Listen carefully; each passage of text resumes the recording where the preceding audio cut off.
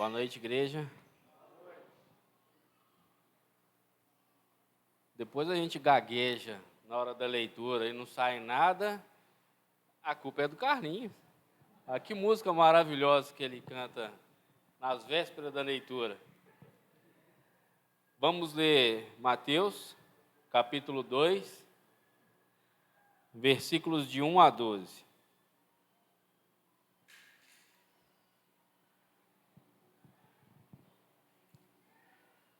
Mateus 2, versículos de 1 a 12. Diz assim: E tendo nascido Jesus em Belém da Judéia, no tempo do rei Herodes, eis que uns magos vieram do Oriente a Jerusalém, dizendo: Onde está aquele que é nascido rei dos judeus? Porque vimos a sua estrela no Oriente e viemos a adorá-lo. E o rei Herodes, ouvindo isso, perturbou-se e toda Jerusalém com ele. E os congregados, todos os príncipes dos sacerdotes e os escribas do povo, perguntou-lhes: Onde há de nascer o Cristo? E eles disseram: Em Belém de Judéia, porque assim está escrito pelo profeta: E tu, Belém, terra de Judá, de modo nenhum és a menor entre as capitais de Judá, porque de ti sairá o guia que há de apacentar o meu povo de Israel.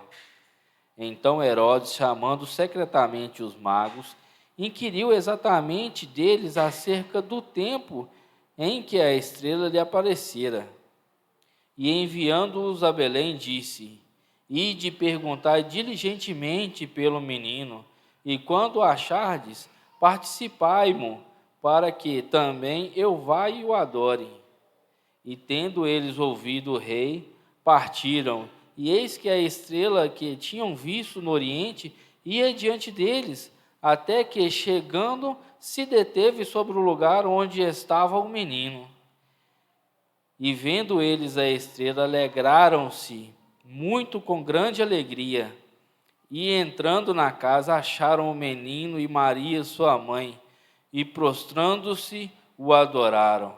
Então abriram os seus tesouros, ofereceram-lhe dádivas, ouro imenso, incenso, e mirra. E sendo por divina revelação avisados em sonho, para que ele não voltasse para junto de Herodes, partiram para a sua terra por outro caminho. Palavra do Senhor.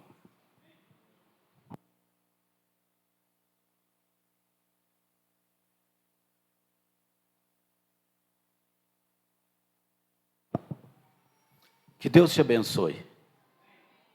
Que a graça e a paz do Senhor Jesus Cristo possa ser com você. Muito obrigado, Isadora. Mais uma vez aí, obrigado. Então, hoje a nossa reflexão será sobre o nascimento do Salvador.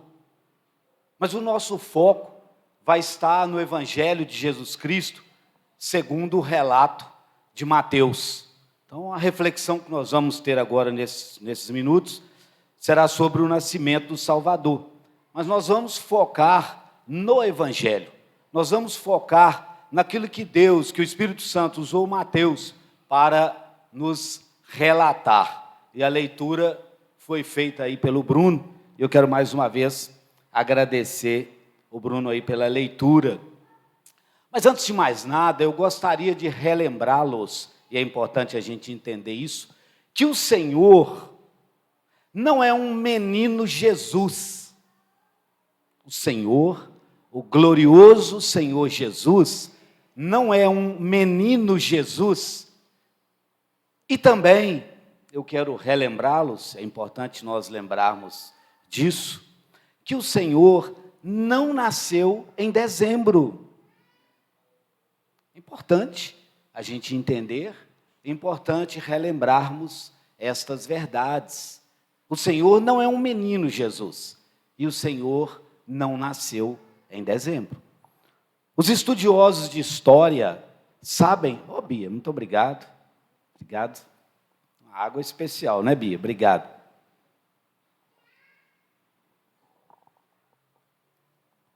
A água é sempre bem-vinda. Os estudiosos de história sabem que as datas não são exatas, mas é bem provável que o Senhor Jesus nasceu em meados do mês de abril. E não tem nada a ver com dezembro. E aí, uma pergunta para nós pararmos, para a nossa reflexão. Qual é a origem da festa que se é celebrada em dezembro? De onde surgiu essa festa? Por que é que surgiu esta festa? E aí tem uma resposta interessante, que a teoria mais aceita atualmente é que o Natal, essa data aí, enquanto comemoração cristã, teve origem em festas pagãs que existiam em meados do mês de dezembro, nos tempos do Império Romano. E que esta celebração foi introduzida pelo catolicismo romano no século II. Então é interessante nós sabermos isso. E um dos detalhes mais importantes é que a data do nascimento de Jesus não é mencionada na Bíblia. Se você for analisar de maneira mais acurada, você não vai encontrar na Bíblia a data do nascimento de Jesus. E além disso, não existe nenhuma fonte documental, uma fonte histórica, que comprove o dia em que Jesus nasceu. Mas por que é que nós estamos abordando esse assunto? Por que é que a nossa reflexão de hoje à noite será em cima desse tema? Parece que querendo contradizer a festa, contradizer a cultura. Claro que não, claro que não. Na verdade, será errado celebrar essa festa que as pessoas chamam de Natal? Será que é errado celebrar o Natal? Você já parou para pensar nisso? Será que tem erro, doutrinariamente, tem pecado, tem erro em celebrar essa festa, Natal, ou a festa do nascimento de Jesus? Será que tem algum erro? É claro que não, senão eu seria hipócrita. Ontem à noite nós celebramos com 17 pessoas na minha casa, e eu estaria falando aqui hoje para você que está errado. É claro que não, mas é importante nós entendermos que Jesus não nasceu nessa data. É importante nós entendermos que foi uma introdução do catolicismo romano dessa festa, que era uma festa pagã, comemorava-se o Deus Sol, como uma festa cristã. Mas nós podemos aproveitar a oportunidade, buscar a ocasião para voltarmos o nosso pensamento para Jesus, para voltarmos a nossa atenção para Deus, para nós unirmos com os nossos familiares, porque com a nossa família a gente está unido todos os dias, mas receber os familiares e unirmos com os nossos familiares e até celebrarmos juntamente com eles. Então eu não vejo nenhum erro, mas precisamos entender bem de que é que se trata. Eu queria mudar o foco um pouco e falar sobre a grandeza de Jesus. E ainda que entre aspas, a grandeza do autor desta festa. Estou colocando entre aspas porque não é verdadeiramente, não originou nele. Mas a grandeza de Jesus, o nascimento do nosso glorioso Salvador, você precisa entender isso. Eu preciso entender isso bem. O nascimento do nosso glorioso Salvador foi planejado lá na eternidade. Essa agenda de Deus já estava estabelecida antes da criação do mundo, antes da fundação do mundo, antes da existência do homem. Deus já havia planejado a vinda do Salvador aqui na terra. Então a gente precisa entender isso bem. E no Antigo Testamento, o nascimento de Jesus foi profetizado. Aliás, todo o Antigo Testamento apontava para este grande e glorioso dia. Não é, Caio? Todo o Antigo Testamento apontava para o nascimento do Salvador. E se você for olhar aí de uma forma mais acurada, nós vamos encontrar inúmeras figuras de Cristo no Antigo Testamento. Daí a importância desse dia. Daí a importância desse grande homem que nasceu e que merece realmente ser celebrado. Diz a Bíblia lá em Gênesis capítulo 15, que Jesus é a semente da mulher que haveria de esmagar a cabeça da serpente. Diz a Bíblia também que ele é representado no Cordeiro da Páscoa, cujo sangue era passado nos umbrais das portas para impedir que os primogênitos de Israel fossem mortos. Então Jesus é mencionado, Jesus é visto uma figura de Jesus lá no Velho Testamento, lá naquele cordeiro que derramou o sangue dele, o sangue que protegeu os primogênitos de Israel. Jesus, ele é simbolizado como uma nuvem, e lendo o Velho Testamento nós encontramos esse texto, e eu acho maravilhoso. A nuvem, uma coluna de nuvem que protegia o povo de Deus. Na peregrinação para a terra prometida, protegia o povo do ardente sol do deserto. E incrível que também o símbolo de Jesus na coluna de fogo à noite, onde o povo caminhava em densas trevas. Eu sou apaixonado com esses textos do Velho Testamento. E você vê ali Deus narrando através do escritor daquele texto que por uma coluna de fogo o povo era guiado. A luz que guia, Jesus é a luz que guia, Jesus é a luz que conduz. Jesus é a luz que abre, que dissipa as trevas e nos dá um norte verdadeiro. É muito mais do que um pobrezinho em uma manjedoura. Ele é o pão vindo do céu, que sustentou o povo de Deus no deserto. E por mais incrível que pareça, por mais contraditório que pareça, talvez você já saiba ou talvez não, o pão que desceu do céu não achou lugar para nascer na cidade do pão. A palavra Belém é cidade do pão. Não encontrou lugar para nascer na cidade do pão. O pão que desceu do céu não encontrou lugar na cidade do pão. Não tinha lugar para ele nas hospedarias. Não tinha lugar para ele nos hotéis. Né, Cacai? Mas Deus quis que ele nascesse numa manjedoura, que ele fosse colocado quando nasceu num lugar simples, numa manjedoura. E talvez você nunca buscou aí o que é uma manjedoura. Uma manjedoura é o local onde se punha comida para os animais.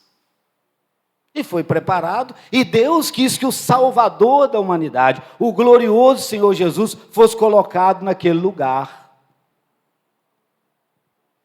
Ele, Jesus, é a água da rocha que saciou a sede de milhares de israelitas na peregrinação rumo à terra prometida. Está lá em Êxodo 17, versículo 6.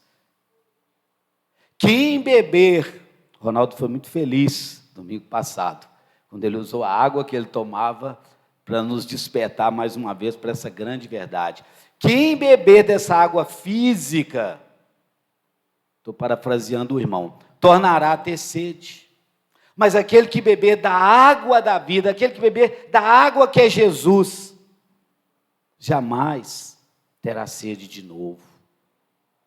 Esse é o Jesus que nasceu com grande glória. Esse é o Jesus que nasceu com grande poder. E a pergunta que não quer calar-se continua: quem é Jesus? Quem é Jesus? Ele é o maravilhoso conselheiro. Se você precisar de um bom conselho, peça a Jesus. Busca nele, busca na palavra dele, que diz a palavra de Deus que ele é o maravilhoso conselheiro, que ele é o Deus forte, ele é o Pai da eternidade e ele é o príncipe da paz. Estamos vivendo dias difíceis, dias litigiosos, inclusive no ambiente familiar, por questões políticas, ideologias, e não é o foco aqui agora, não vamos entrar nesse assunto como já entramos oportunamente. Mas às vezes está faltando paz nas famílias, por ideologias partidárias. Jesus é o príncipe da paz. Se você precisa de paz, vá para Jesus.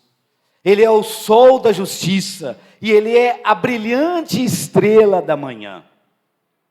O sol que nós conhecemos é uma estrela de quinta grandeza, mas Jesus é a estrela de primeira grandeza. Por isso que ele é o sol da justiça, por isso que ele é a brilhante estrela da manhã. O Senhor, de fato, ele não é um menino Jesus, como muitas pessoas que creem, como o Kleber disse, que 97% da população quase que mundial crê na existência de um Deus. Mas muitas pessoas veem o Senhor como um menino Jesus frágil, numa estúpida manjedoura. Mas Jesus não é essa criança. Jesus não é um menino. Jesus é Senhor, Jesus é Deus, Jesus é glorioso. E Jesus vai voltar com grande poder e grande glória.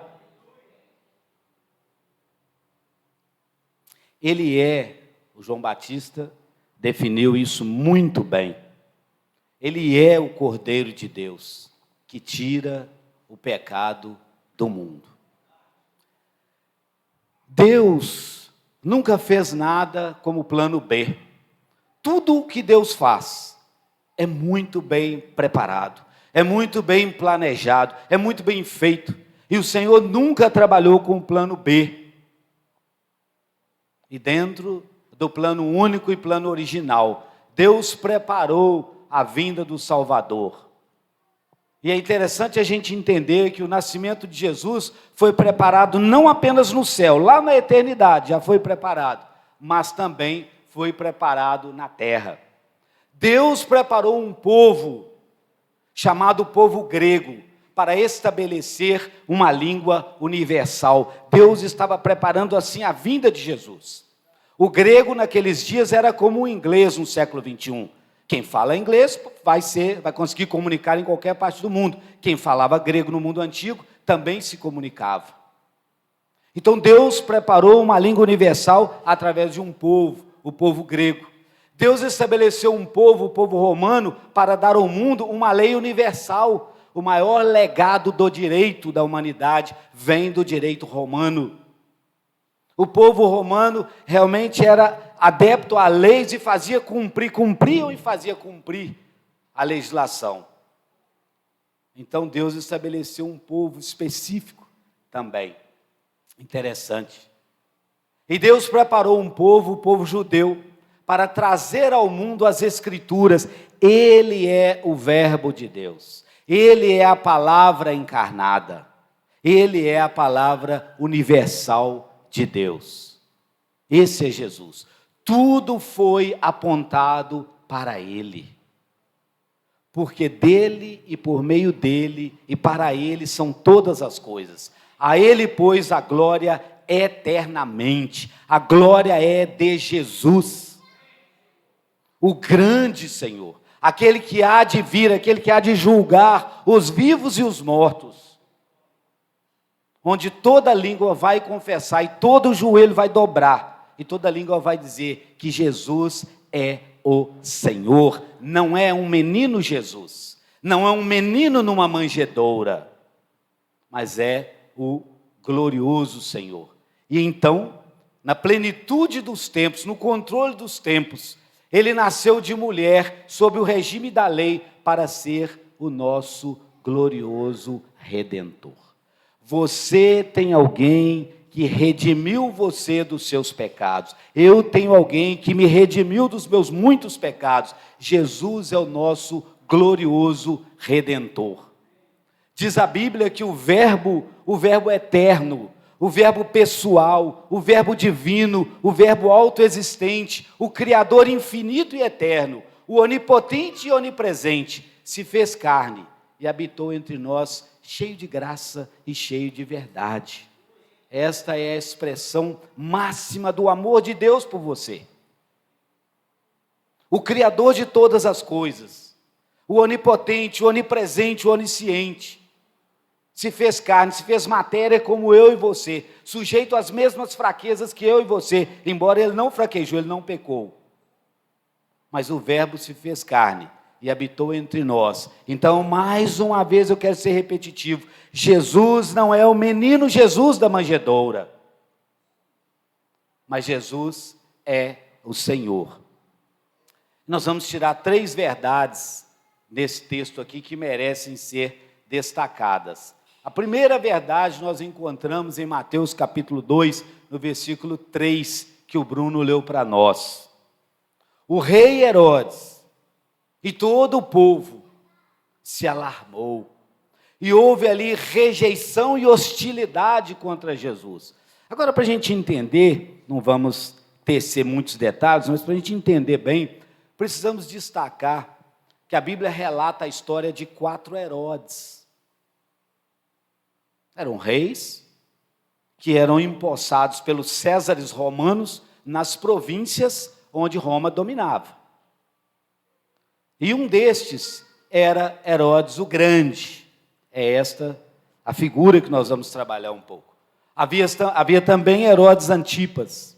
Havia também o Herodes Agripa I e o Herodes Agripa II, primeiro e segundo. Todos eles cometeram atrocidades. Mas esse chamado Herodes o Grande, esse homem era terrível. Ele tinha uma fascinação pelo poder assustadora. Só para te informar rapidamente um pouco do histórico da vida desse homem, esse homem se casou 10 vezes. E entre as 10 mulheres, uma chamada Mariana era a sua preferida, era a amada. E ele a matou. 2 dos seus filhos, para impressionar os Césares, ele enviou para Roma, para poder se formarem. Aí uma sua irmã chamada Salomé disse para ele que quando os filhos dele voltassem de Roma, eles iam voltar aptos para assumir o reinado.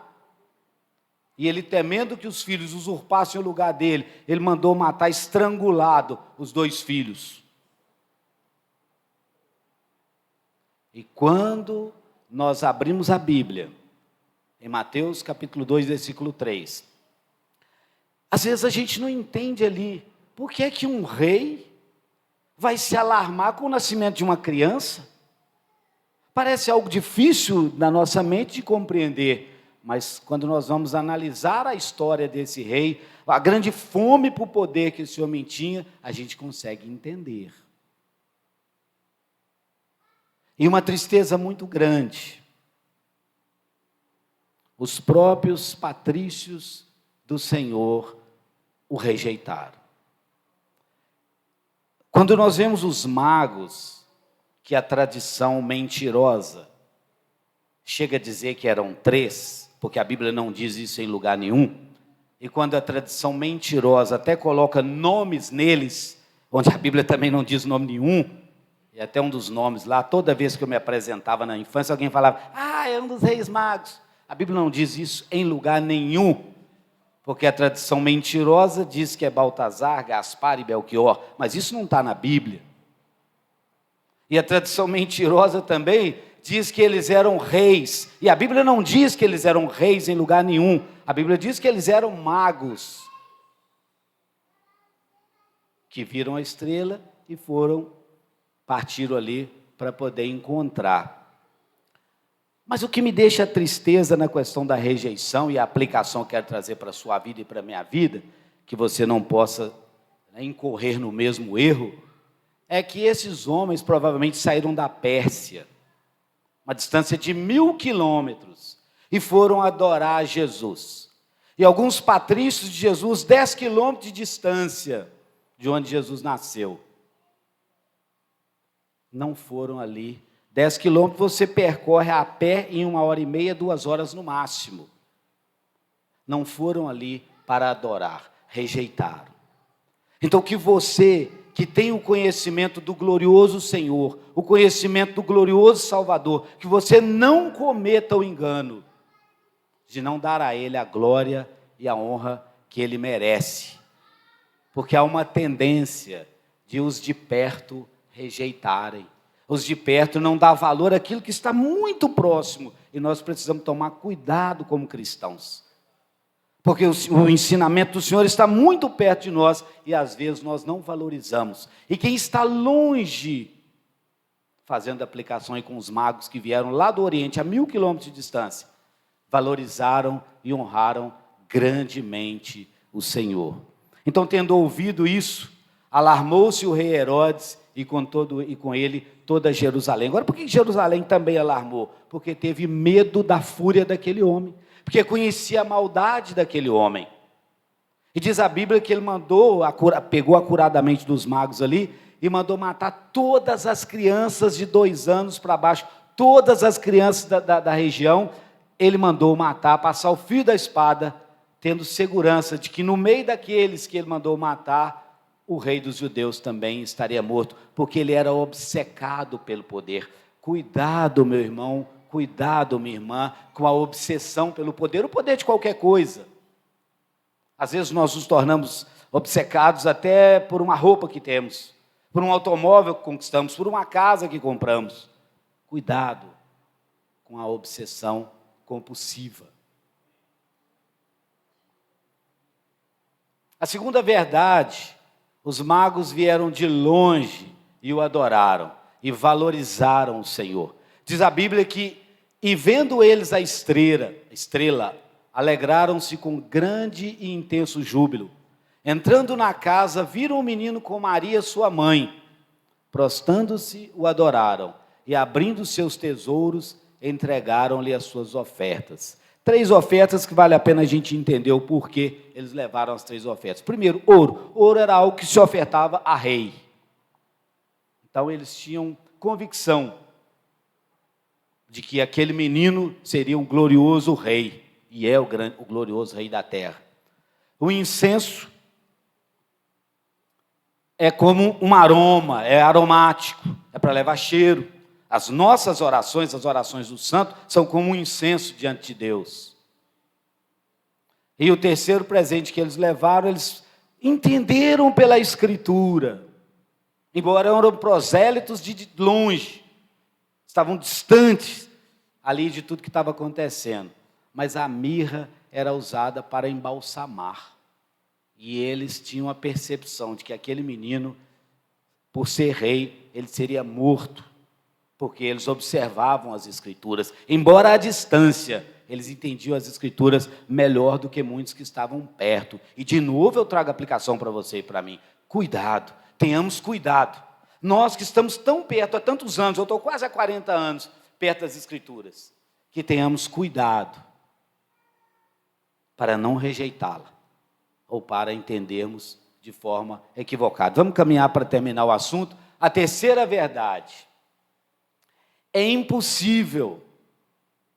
O texto de Mateus, capítulo 2, versículo 3, eu tiro ali, nós depreendemos 3 verdades. A terceira verdade é que é impossível a todo homem, a toda mulher que conhecem Jesus, que voltem a andar pelo mesmo caminho que andavam antes.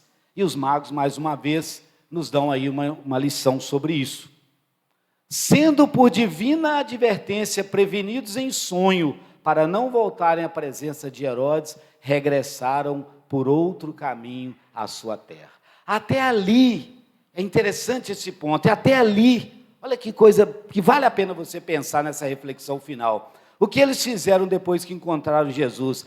Viveram dentro da orientação de Deus, está lá no versículo 12 de Mateus capítulo 2. Até ali eles seguiam a orientação natural.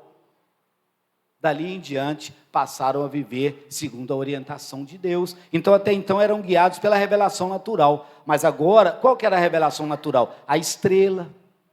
Que mentirosamente a tradição também diz que a estrela saiu do Oriente guiando os magos. Isso não é verdade, a Bíblia não diz isso. Por que eles viram as estrelas? Porque eles conheciam as Escrituras, porque eles conheciam o Velho Testamento.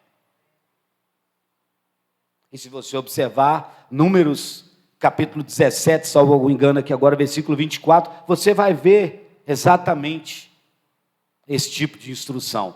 Então, até ali eles eram guiados pela revelação natural, mas agora, depois que encontraram Jesus, são guiados pela revelação especial, a revelação de Deus. Eles foram orientados por Deus a não voltarem à presença de Herodes, eles não voltaram. E a minha pergunta é, você, depois de encontrar Jesus, por quem e por que você e eu, nós somos guiados? Qual é a nossa orientação? Ponto 2. Regressaram por outro caminho de volta, obedecendo à revelação de Deus. Agora preste atenção nos últimos 5 minutos finais.